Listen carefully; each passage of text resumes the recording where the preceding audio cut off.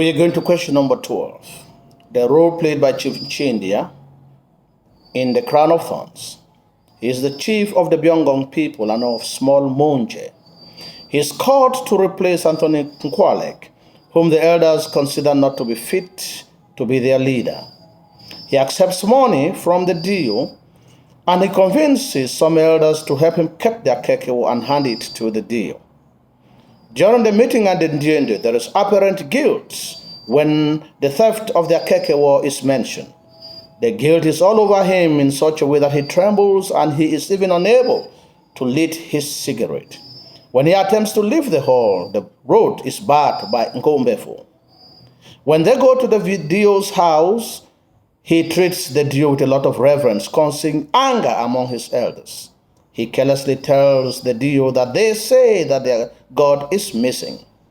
And he joins the other elders to insult the Dio, who finally gets angry and exposes all his accomplices after accepting his involvement in the theft. During the catching ceremony, Chindia runs into the bush, and young men are sent to catch him and bring him back because he does not want to be chief. He only accepts the throne because he is threatened with guns. He writes a letter to Anthony to explain himself of the recent happenings. He also writes another letter to Selena Faye to visit his brother at Kopenglo General Hospital and send some money so that she can give to his brother to use. But she never receives the letter because the letters are intercepted by the Dio. He participates in the closing ceremony of his confinement and offers gifts to the dancers. He travels to Likume against the wish of the elders to find out how his brother had spent his last days and how he had been buried. He wants to give his brother a befitting burial, but the Dio refuses. He refuses to stay with his subjects in Likume and decides to stay in a hotel. He shakes hands with everyone and even allows harlots to lick his lips.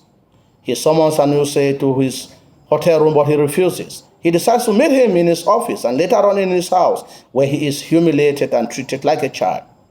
He steals money for the construction of the school and also tax money, making him to quarrel with Ngangabe in public. He also accepts to return to the palace to face his fate because the Dio cannot guarantee his security. He goes to Soa to find out if Selena had received his letters, only to find out that she had not. And he gets involved in a public brawl with the president